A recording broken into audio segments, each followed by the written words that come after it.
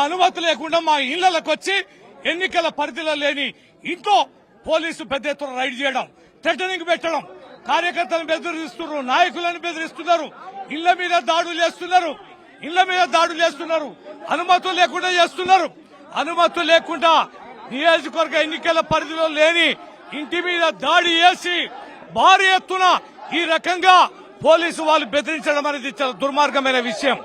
ఇది ప్రజాస్వామ్యవాదులారా, ఇది ఎన్నిక కాదు, ఇది గుండాల రాజ్యం.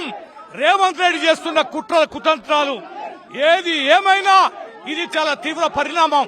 ఇది ఏ రకంగా దారి ఇస్తుందంటే మా ఏజెంట్లు కూడా ఉండొద్దు, మేము ఈ నియోజకవర్గాల్లో పార్టీ కార్యకర్తలు ఉండొద్దు. ఇది రిగ్గింగ్ చేసుకోవడానికి బహిరంగంగా బరితెగిస్తున్న ముఖ్యమంత్రి రేవంత్ రెడ్డి ప్రక్రియ.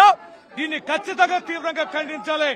ఎక్కడ ఉన్న రాష్ట్ర వ్యాప్తంగా బీఆర్ఎస్ పార్టీ కార్యకర్తలకి, ప్రజాస్వామ్యవాదులకి అందరికీ విజ్ఞప్తి చేస్తున్నాం. అయ్యా, ఈ వీరు చేస్తున్న దౌర్జన్యానికి నిదర్శనం. ఇది నా ఒక్కరికి జరగటాలే. నియోజకవర్గాల బూత్ కమిటీ కన్వీనర్లు, ఏజెంట్లు, కార్యకర్తలు అందరినీ బెదిరిస్తున్నారు, పోలీసు రాజ్యాన్ని వాడుతున్నారు.